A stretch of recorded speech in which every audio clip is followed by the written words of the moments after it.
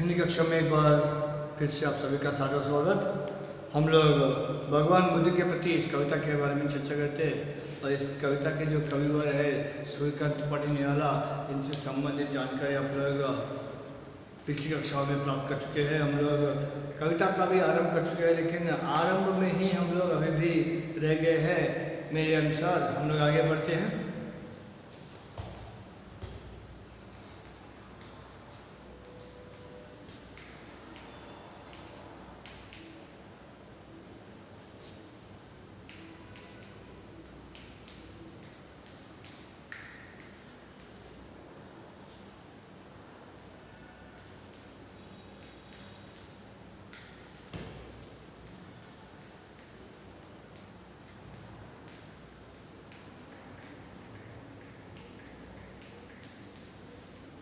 सूर्यकांत त्रिपाठी इनका स्वयं का नाम है, निराला कलम का नाम है, क्योंकि ये लिखने में थोड़े अलग से थे, विशेष थे। हम लोग कविता का आरंभ कर चुके हैं और सभ्यता के बारे में गहरी चर्चा हमने आरंभ की है कि सभ्यता किसे कहते हैं। तो सभ्यता के बारे में हम लोग जान चुके हैं, तो हम लोग आगे बढ़ना चाहेंगे कविता की ओर अग्रसर होते हुए। आज सभ्यता के वैज्ञानिक जड़ विकास पर गर्वित विश्व नष्ट होने की ओर अग्रसर स्पष्ट दिख रहा। सुख के लिए खिलौना जैसे बने हुए वैज्ञानिक साधन केवल पैसे आज लक्ष्य में है मानव के। स्थल, जल, अंबर, रेल, तार, बिजली, जहाज, नौयानों से भर दर्द कर रहे हैं मानव वर्ग से वर्गगण, भिड़े राष्ट्र से राष्ट्र, स्वार्थ से स्वार्थ विचक्षण। तो यहाँ पर हम लोग जड़ विकास को ही अपना वृद्धि, अपना विकास मानने लगे हैं। वो हमारी सभ्यता नहीं है, क्योंकि ये शारीरिक सुख भोग हमारी सभ्यता का चिन्ह नहीं है। मानसिक उन्नति जो है ना, वो हमारी सभ्यता का चिन्ह है, संकेत है। लेकिन हम लोग मानसिक सभ्यता की ओर आगे नहीं बढ़ रहे, बल्कि केवल शारीरिक सुख भोगों को ही अपना विकास मानने लगे हैं। इसलिए यहाँ पर कवि महाशय कहना चाहते हैं कि आप लोग ये झूठे, दर्प वाले, आडंबर वाले, दिखावे वाले विकास से बाहर आइए और जो वास्तविक में जो सभ्यता है आपकी, या फिर आपकी पूरा सनातन धर्म की जो विकास है, उसकी ओर ध्यान दीजिए। क्योंकि हम लोग उन्नत थे, सभ्य समाज में थे आध्यात्मिक दृष्टि से, यस, स्पिरिचुअलिटी के माध्यम से। हम लोग संसार में मान सम्मान पाते हुए आए हैं, क्योंकि हम लोग जो है ना हमारे आध्यात्मिक उन्नति कर चुके हैं। उस जमाने में शारीरिक उन्नति नहीं थी, सुख भोग विलास नहीं था, केवल आध्यात्मिक विकास था। लेकिन आज के ज़माने में, आज के संसार में केवल शारीरिक सुख भोग ही मिलता है। केवल हम लोग आज संसार में देखने लगे हैं कि केवल कुछ साधन हमारे सामने हैं, जो कभी कभी शायद शरीर को सुख देने के लिए, कंफर्ट देने के लिए होंगे, लेकिन मानसिक तृप्ति के लिए, मानसिक विकास के लिए हम लोग किसी भी साधन को जोड़ नहीं पा रहे। एक्चुअली जो हमारे पास थे उसको हमने त्याग दिया है, ये सोचकर वो खर्चा है, लेकिन वो खर्चा ही सब कुछ है जो अपना है। उसको हम लोग छोड़ दिए, त्याग दिए, और जो बेकार का जो कूड़ा है, कचरा है, करकट है, उसको अपनाने के पीछे लग गए हैं, ये सोचकर यही विकास है, यही उन्नति है, यही डेवलपमेंट है, यही प्रोग्रेस है। लेकिन वहाँ पर कुछ और है।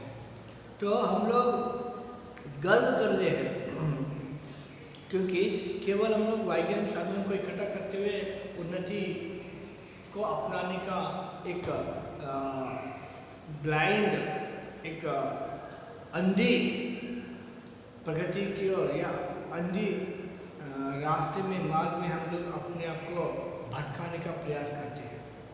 यस, जैसे कि आजकल के मानव के सामने एकमात्र लक्ष्य है धन, पैसा, क्योंकि आज मानव केवल धन के लिए भटक रहा है।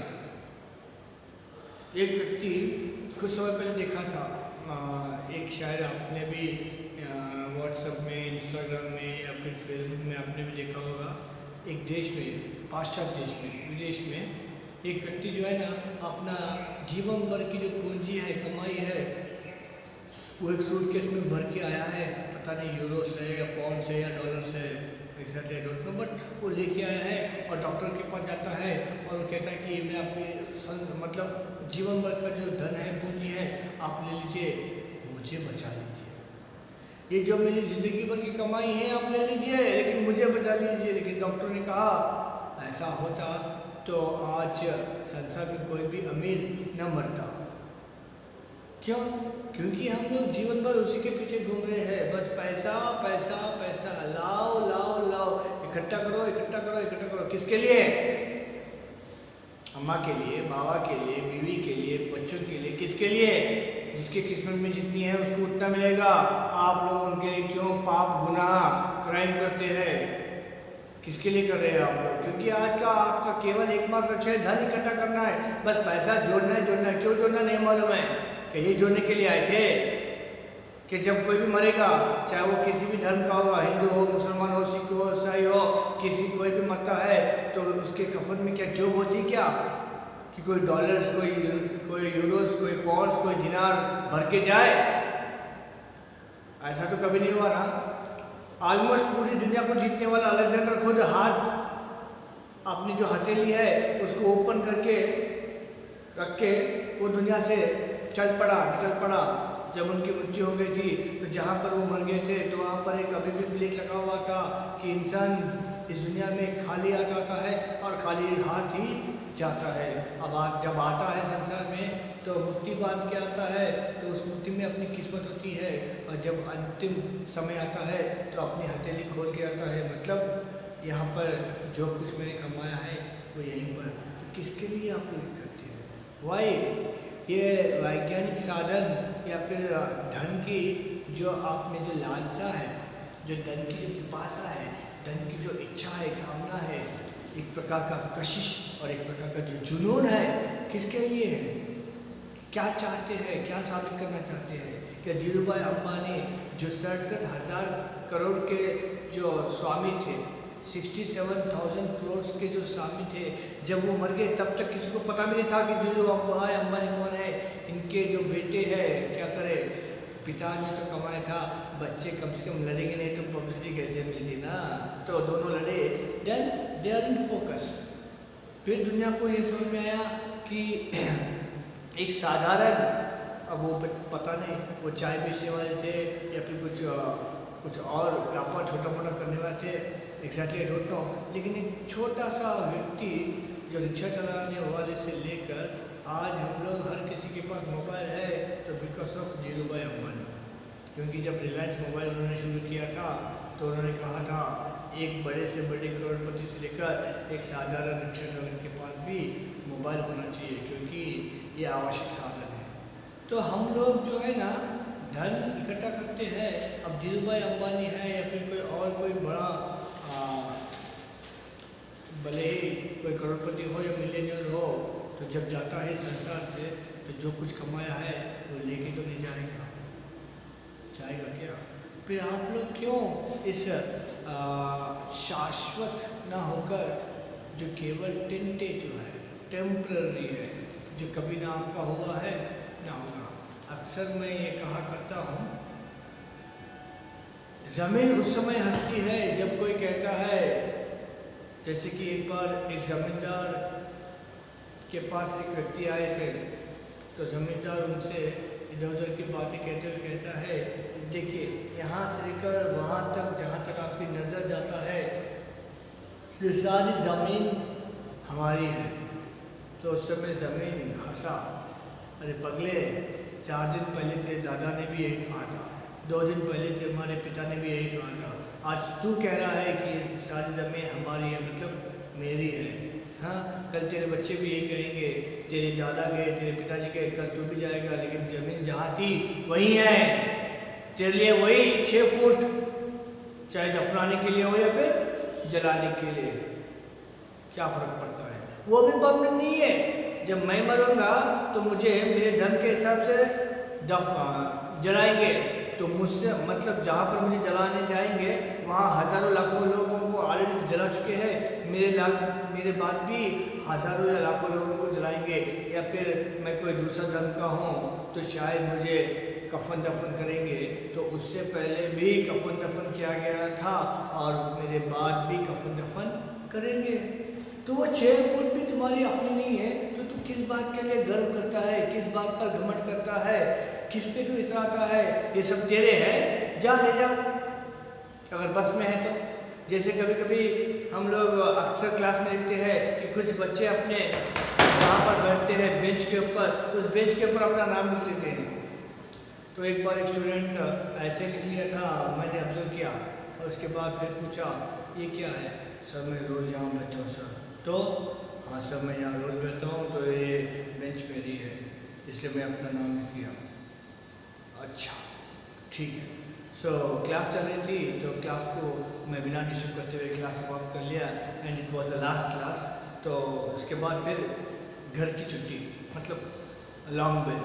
तो बेल बज गई है, सारे बच्चे अपने अपने थैले अपने अपने पुस्तक लेके जा रहे थे। तो वो लड़का भी उठा और अपना थैला लिया जा रहा था। मैंने पूछा रुक कहाँ जा रहा है? सर घर जा रहा हूँ। अच्छा तो अपना सारा सामान ले लिया? हाँ ले लिया। थैला लिया? लिया। मोबाइल लिया? लिया। बुक्स लिया? लिया। डिब्बा लिया? लिया।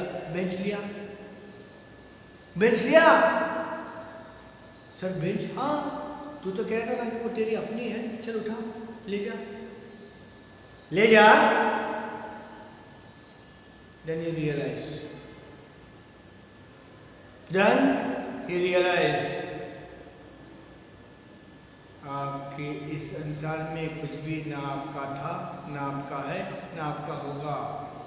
इस संसार में कुछ अच्छे कर्म, अच्छे काम, कुछ नेकी करते हुए आगे बढ़ना है, इसी का नाम जीवन है। अगर आपका कुछ आपका अपना है तो वो आपके कर्म होंगे, आपके काम होंगे, आपका बर्ताव होगा, आपका कैरेक्टर होगा।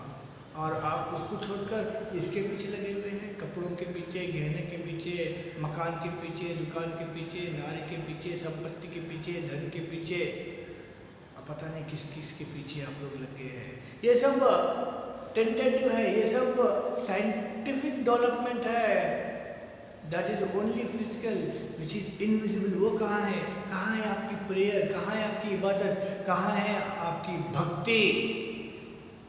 किस घोंसले में जाकर छुप गया है, उसको बाहर निकालिए, तब आपकी उन्नति होगी। क्योंकि ये उन्नति तो सिर्फ दिखावे का है। हम लोग भक्ति के नाम पर कोई तिलक लगा लेगा तो भगत नहीं है, कोई टोपी पहनने का तो भगत नहीं है, कोई ताबीज बांधने का तो भगत नहीं है, कोई होली ड्रॉप्स में डालने से कोई भगत या भक्त नहीं बनता है। नो मोर डिवोटी, अंदर से होना चाहिए। हाँ तो वो उन्नति होना चाहिए। कहाँ गई वो उन्नति? उस उन्नति को अपनाने के लिए यहाँ पर कवि महाशय सूर्यकांत त्रिपाठी निराला जी जोर देते हैं, और वह आपकी सचमुच की उन्नति है। उसके बिना तो ये जीवन आपका खोखला है, किसी काम का नहीं है। कचरे के डिब्बे में भी डालेंगे तो कचरे के डिब्बा कहेगा है उठा इस कचरे को। एक तो कचरे से भी गया गुजरा है, क्योंकि बिना भक्ति के, बिना इबादत के, बिना प्रेम के आपका जीवन जीवन नहीं कहलाता। समझे ना बात को? तो स्थल, जल, अंबर, रेल, तार, बिजली, जहाज, नवयानों से दर्द कर रहे, क्योंकि हम लोग पता नहीं भूमि के ऊपर, पानी के ऊपर, हवा में बहुत सारे उन्नति कर रहे, क्योंकि भूमि के ऊपर चलने वाले वाहन हो या फिर जल में चलने वाले, या जल के ऊपर या जल के नीचे चलने वाले, we have submarines, is it not? So हवा में चलने वाले, उड़ने वाले आजकल बहुत सारे एयरक्राफ्ट्स आ गए हैं, भिन्न भिन्न प्रकार के, जेट एयरवेज, ये वो पता नहीं अलग अलग प्रकार के नाम हैं, जिसके बारे में मुझे भी उतनी जानकारी नहीं है। सो बहुत सारे हमारे पास साधन आ गए हैं, और हम लोग केवल उसका ही दर्द करते हैं, उसका ही दिखावा करते हैं। और बिजली है, तार है, रेल है, nowadays we have that electric trains also. और आज हमारे पास ऐसे भी ट्रेन्स अवेलेबल है हमारे देश में या फिर हमारे संसार में, दुनिया में, जो 1 घंटे में हज़ारों किलोमीटर भी चल सकते हैं। इतना फास्टेस्ट ट्रेन्स वी हैव। सो इंसान किस पर घमंड करता है? क्या इन सब को देखकर, क्या इन सब का दिखावा करते हुए, क्या यही है उन्नति? तो हम लोग बिड़ रहे हैं, अलग हो रहे हैं, वर्ग से वर्ग गण, क्योंकि हम लोग बट रहे हैं नाम पर, धर्म पर, रंग पर, किसी को भी हमने नहीं छोड़ा है, प्रांत पर। तो इस प्रांत का है, मैं उस प्रांत का हूँ, तो इस धर्म का है, मैं उस धर्म का हूँ, तो गोरा है, मैं काला हूँ। जैसे कि पाश्चात्य देशों में चल रहा है कि गोरे है, निग्रोस है, पता नहीं और क्या क्या, बहुत सारे हमारे पास अलग होने के लिए हम लोग मार्ग ढूंढ रहे हैं, लेकिन एक होने के लिए भी मार्ग ढूंढे तो शायद ये संसार, ये दुनिया, ये भूमि स्वर्ग बन जाता। हमें स्वर्ग की ओर जाने की आवश्यकता नहीं, क्योंकि हम लोग ऑलरेडी स्वर्ग में होते हैं। लेकिन हम लोग अलग होने के लिए, लड़ने के लिए रास्ता चुन रहे हैं, लेकिन एक होने के लिए जो अलग करता है वो अधर्म है, जो जोड़ता है वो धर्म है। अब आप लोग तय कर लीजिए कि आप धर्म के रास्ते पर है या अधर्म के रास्ते पर। We have to check ourself, it's necessary, क्योंकि आज मांग है। क्योंकि एक ज़माने में लोगों को भड़काते थे जो अनपढ़ लोग हैं, लेकिन आप तो पढ़े लिखे हैं, कहाँ गए बुद्धि अकल घास चरने के लिए? बुद्धि का प्रयोग तो कर सकते हैं ना हम लोग। कोई भड़काते हैं तो भड़क जाते हैं क्या? हाँ, हम तो झंडों के नाम पर, डंडों के नाम पर भी मारने लगे हैं। क्या ये है तरक्की आप लोग की? ये है क्या विकास? थोड़ा तो बुद्धि से काम लीजिए, क्योंकि जड़ वालों को ठीक है, चेतन वालों को, जड़ मतलब जिसके पास बुद्धि नहीं, जिसके लिए काला अक्षर भैंस बराबर है, लेकिन आप तो सब कुछ जानते हैं, फिर भी ये हाल है। Is it development? क्या ये है आपकी विकास? क्या इसके ऊपर आप लोग गर्व करते हैं? क्या ऐसे विषयों को देखकर ही एक देश दूसरे देश से भिड़ रहा है, लड़ रहा है और मिट रहा है, और स्वार्थ से नीचता की ओर जा रहा है?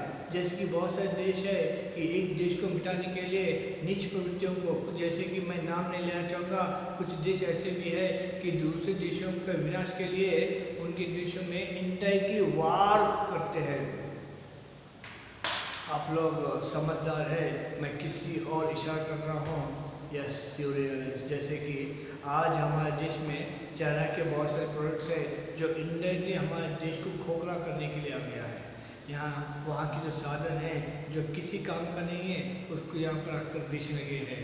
और आपको जानकर ये हैरानी होगी कि हर साल कम से कम 3000 करोड़ केवल पटाखों के ऊपर कमाते हो। जो हम लोग एक दिन या 2 दिन में जो पटाखे फोड़ते ना, उसके ऊपर उनका इनकम है, not expenditure, only income 3000 crore. और आजकल जो हम लोग पेयजल पीते हैं, जिसको हम लोग कहा जाता है शीतल पेय, अंडरस्टैंड?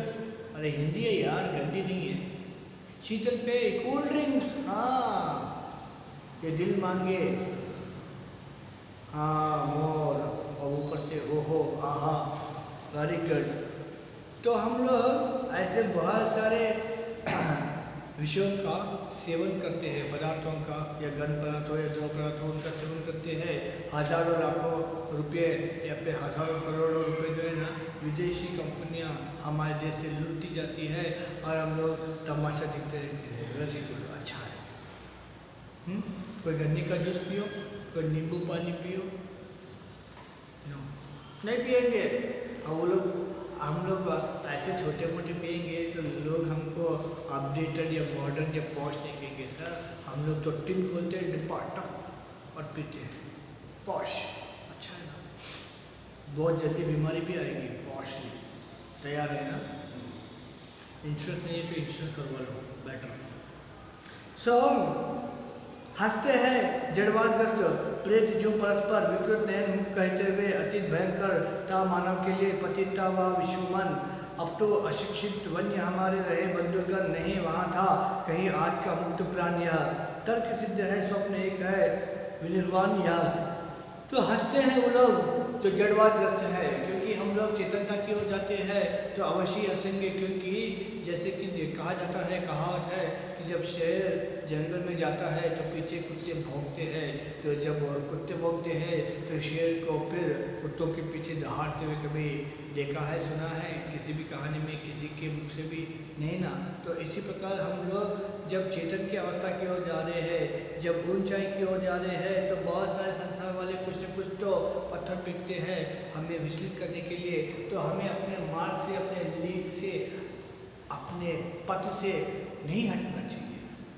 अगर हम लोग एक बार पथभ्रष्ट हो गए तो ख़त्म, क्योंकि दुनिया का तो ये तो सिद्धांत है, व्हाट इज़ द दस्तूर है, उर्दू में कहते हैं ना दस्तूर। अगर शब्द में प्रॉब्लम है तो मुझे मैसेज कर देना। तो दुनिया का तो ये तो दस्तूर है कि अगर कोई भलाई का काम करता है तो उसको बिगाड़ने की कोशिश करते हैं। क्यों? क्योंकि दुनिया वाले उसको भला कहेंगे और हमें बुरा। वाई ही इज अलोन, वो भी हमारे बिरादरी में आ जाएगा, तो सब इक्वल हो जाएंगे ना। तो यही है दुनिया।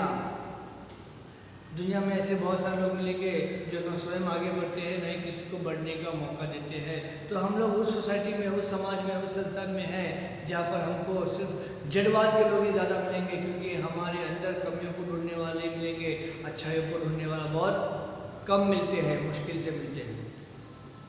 तो हम लोगों को पतित करने के लिए, अपवित्र करने के लिए बहुत सारे यत्न जतन करते हैं, लेकिन हमें विचलित नहीं होना चाहिए। वहाँ बिना कुछ कहे सत्यवाणी के मंदिर जैसे उतरे थे तुम उतर रहे हो फिर मानव के मन में, जैसे जीवन निश्चित विमुख भोग से राजकुमार त्याग कर सर्वास्तित एकमात्र सत्य के लिए रूढ़ी से विमुख रथ कठिन तपस्या में पहुंचे लक्ष्य को तथागत। तो जैसे ये जो है ना, यहाँ बिना कुछ कहे सत्यवाणी के मंदिर मिलते हैं। यहाँ पर कुछ कहने की आवश्यकता नहीं है, यहाँ पर तो सब सच्चाई के ही मंदिर मिलते हैं और हमें सत्य के मार्ग पर आगे चलना चाहिए, बढ़ना चाहिए, क्योंकि ये एकमात्र ही मार्ग है जहाँ पर आपकी आत्मिक इहलोक की और परलोक की दोनों की जो है ना लक्ष्य सिद्धि प्राप्त होगी, क्योंकि इसके बिना तो आपका जीवन किसी काम का नहीं रहेगा।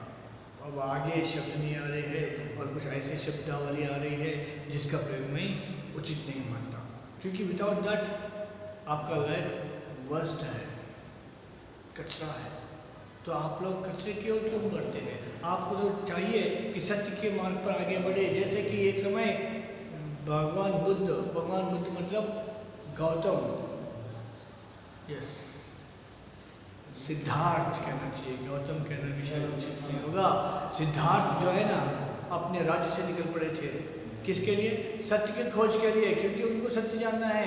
क्या हमने कभी आज तक संसार में कभी ऐसा सोचने का प्रयास किया है, अपने आप को जानने का प्रयास किया है? उसी का नाम सत्य है। हमारी अपनी पहचान क्या है, हम लोग किसके अपने हैं, कौन है हमारे? क्योंकि ये जो माता पिता भाई बंधु ये जो रिश्ते नाते हैं, दे ऑल आर टेंटेटिव, वो केवल इस समय के है, इस जन्म के लिए है। आगे कौन है? हम लोग किसके हवाले हैं, किसके लिए हम लोग यहाँ आए हैं, हमारे जीवन का लक्ष्य क्या है, इसके और ध्यान देंगे तब हमारा जीवन में कुछ न कुछ आध्यात्मिक उन्नति होगी और उसी के राह पर, उसी के मार्ग पर आपका कुछ न कुछ लाभ होगा। अन्यथा आपके जीवन में केवल न्यूनता रहेगी, इट्स इक्वल टू 0। तो आप लोगों को चाहिए कि आप लोग अपने अपने अंदर की जो आध्यात्मिक उन्नति है अपने आप को जानने का प्रयास करना चाहिए, क्योंकि समाज में अब जैसे कि आपके जीवन में कोई न कोई निकल पड़े हैं, चल पड़े हैं संसार से, माँ गए, पिता गए, भाई गए, बंधु गए या फिर पत्नी गई, संतान गए, तो दुख होता है, शोक मनाते हैं, कंडोलेंस मनाते हैं, मातम मनाते हैं आप, क्योंकि आपको अपना प्रिय इस संसार से गए, आपको दुख होता है। Very good, I accept that. जो आपका जो इस जन्म का है, जो आपको छोड़ के चले गए हैं, तो आपको दुख की अनुभूति होती है। जो सदियों से जो आपका है, जिसको आप लोग मानते हैं अलग अलग नाम से, मैं भगवान कहता हूँ, आपको जो कहना है कह लीजिए, नो प्रॉब्लम, नो ऑब्जेक्शन। तो अगर मेरा भगवान मुझसे दूर हो गया है तो क्या कभी मैंने रोया है? या फिर आपका भगवान है या फिर आपका कुछ कोई और है जिसको आप लोग अपने ओर से मानते हैं, भले ही नाम अलग अलग है, क्या कभी उसके लिए आंसू टपकाए? तो वो है सत्य, वो है सच्चाई, जिसको आपको जानना है और उस मार्ग पर आपको चलना है, वरना आपका जीवन व्यर्थ है, कचरा है। क्योंकि हम लोग आए उसी के लिए, उसको जानने के लिए, उस तक पहुंचने के लिए। हम लोग उसको छोड़कर बाकी सब संसार के जो माया है या फिर ये सब दर्भ वाले हैं, मतलब केवल दिखावे वाले हैं, उस साधनों में, उस भोग में ही अपना जीवन को नाश करने लगे हैं, पतन की ओर आगे बढ़ाने लगे हैं। तो हमें भी तथागत की तरह, गौतम बुद्ध की तरह, सिद्धार्थ की तरह सत्य की खोज में निकलना चाहिए, क्योंकि हमारे पास ये पद्धति है। क्योंकि वानप्रस्थ जो आश्रम होता है, वानप्रस्थ एक आश्रम है। जब समय आएगा तो मैं आश्रमों के बारे में विस्तार से आपको समझाऊंगा, नहीं तो प्लीज़ आप मुझे याद दिलाइए कि सर आपने पूछा था, डेफिनेटली। तो वानप्रस्थ जो होता है, उस समय हमारे पास जो बहुत बड़े बड़े राजा थे, चाहे वो दशरथ हो, पांडु महाराज हो, या फिर स्वयं राजकुमार सिद्धार्थ हो, धर्मराज हो, ये सब कुछ अपना राजपाट छोड़कर तपस्या की ओर आगे बढ़े थे। इसी का नाम है वानप्रस्थ। संन्यास को वो लोग ग्रहण कर लेते हैं वानप्रस्थ आश्रम में, फिर संन्यास आश्रम, उसके बाद फिर जीवन का ये लीला, मतलब संसार में जो कुछ सुख भोगना है भोगिए। अब पूरा जो है ना कठिनाई के साथ आगे बढ़ते हैं, अपने जीवन में केवल दुख की अनुभूति करते हैं, क्योंकि जब जीवन में दुख होता है तभी हम लोग उसको याद करते हैं, जब सुख में हम लोग रहते हैं तो उसको भूल जाते हैं। इसलिए एक कवि ने लिखा है कि हे संसार वालों, मुझको ना सुख संसार दो, शिव मंगल सिंह सुमन। यस, बचपन में मैंने पढ़ा था। शिव मंगल सिंह सुमन जी की कविता है, मुझको ना सुख संसार दो, क्योंकि मैं जब सुखी होता हूँ तो उसको भूल जाता हूँ, जब मैं दुख में होता हूँ तो मैं इसको स्मरण करता हूँ, याद करता हूँ। क्योंकि सुख में तो हम लोग मेंढक बन जाते हैं, उछलते हैं, और जब दुख में हो जाते हैं तो मगरमच्छ बनते हैं। मगरमच्छ मतलब अंडरस्टूड, झूठी आंसू बहाते हैं। संसार में कोई दुखी है तो हम हैं, कोई प्रॉब्लम फेस कर रहा है तो हम हैं, कोई हाय हाय करने वाले हैं तो हम हैं, ये सोचने वाले हैं तो हम लोग कैसे इस संसार में आगे बढ़ सकते हैं। ये तो सिर्फ दिखावा है। Where is the fact, where is the सच्चाई, कहाँ है ईमानदारी, ईमान कहाँ है आपका, तो उसको ढूंढिए, उसको बाहर निकालिए, then you will get something which is eternal. जो कुछ आप लोग अभी सह रहे हैं या फिर आप भोग रहे हैं, दे ऑल आर टेंटेटिव। अब मुझे भूख लग रही है, मैंने खाना खा लिया है तो इस समय के लिए तृप्ति होगी, लेकिन बट आफ्टर सम टाइम फिर मुझे भूख लगेगी। क्यों? क्योंकि वो टेंटेटिव है। मैं कुछ ऐसा नहीं कह रहा हूँ कि जीवन भर फिर मुझे भूख न लगे, कि आपके पास कोई ऐसा भोजन है तो दीजिए, लेकिन यहाँ पर एक आध्यात्मिक सुख के लिए, तृप्ति के लिए एक भोजन है, उसी का नाम है भक्ति, उसी का नाम है तप, उसी का नाम है साधना।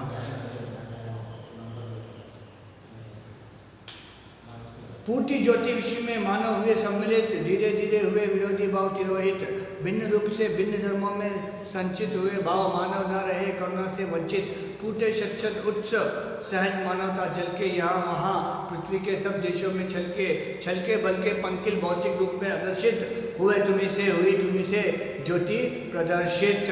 देखिए इतनी बढ़िया सी बात कहते हैं, फूटी ज्योति है, ज्योति फूटी है कब? जब मानव सब सम्मिलित हुए हैं। मानव सब सम्मिलित कब होंगे?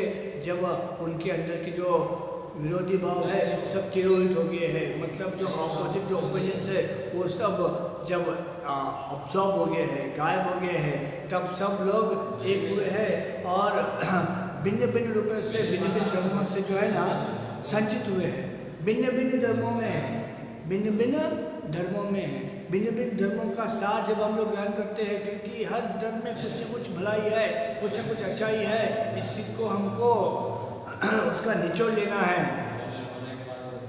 उसका निचोड़ लेना है, तभी हम लोग कुछ कर पाएंगे, नहीं तो कुछ नहीं कर पाएंगे। इसलिए यहाँ पर कवि न्याला जी कहना चाहते हैं कि हर धर्म से कुछ न कुछ भलाई सीखना चाहिए, क्योंकि जब सारे धर्मों के अंदर से हम लोग उसका जब निचोड़ लेते हैं ना, तो सब एकत्रित होते हैं और मानवता न रहे करुणा से वंचित। क्योंकि इंसान या इंसानियत जो है ना, करुणा से दूर नहीं होना चाहिए, दया से, रहम से दूर नहीं होना चाहिए। फूटे शत उच्च, क्योंकि हर एक सोच से, हर एक सोर्स से जो है ना हमें कुछ न कुछ मिलता है। हिंदुत्व से कुछ मिलता है तो इस्लाम से कुछ मिलता है, ईसाई धर्म से कुछ मिलता है, सिख संप्रदाय से कुछ मिलता है, बुद्धिज़्म से कुछ मिलता है, जैनिज़्म से कुछ मिलता है। तो उन सब का निचोड़ हमको लेना चाहिए, तभी हम लोग कुछ बन पाएंगे और उस समय हमारे अंदर जो है ना करुणा की कमी नहीं होगी। और यहाँ पृथ्वी के सब देशों में छलके है, क्योंकि बुद्ध ने, गौतम बुद्ध ने जो कुछ कहा है उसकी जो उपमाएं हैं सारे संसार में फैले हुए, इसलिए हमारे देश में गौतम बुद्ध का जो जन्म हुआ है, लेकिन इतना मतलब उनका प्रभाव यहाँ इस देश में कम है। आप जब बाहर देशों में जाएंगे, थाईलैंड है, मलेशिया है, या फिर नेपाल है, चाइना है, या फिर बहुत सारे ऐसे देश हैं जहाँ पर गौतम बुद्ध को मानने वाले बहुत सारे, क्योंकि उनका प्रभाव वहाँ पर दिखाई देता है। तो हुई तुम्ही से ज्योति प्रदर्शित, क्योंकि तुम अकेले हो पूरे इस संसार में, ज्योति को फैलाने वाले। तो एक दीपक काफ़ी है अंधेरे को मिटाने के लिए। तो एक भक्ति के दीपक को आप अपने जीवन में जला दीजिए, अपने आप आपके जीवन में जो अंधेरा है वो दूर हो जाएगा। जैसे कि भगवान बुद्ध ने अपने जीवन से दूर भगाया है। भगवान बुद्ध के प्रति कवि निराला जी ये निराला काव्य के माध्यम से आपको ये सीख देना चाहते हैं। मैं आशा करता हूँ कि इस कविता से आपको कुछ न कुछ सीखने का सौभाग्य प्राप्त हुआ होगा। हम लोग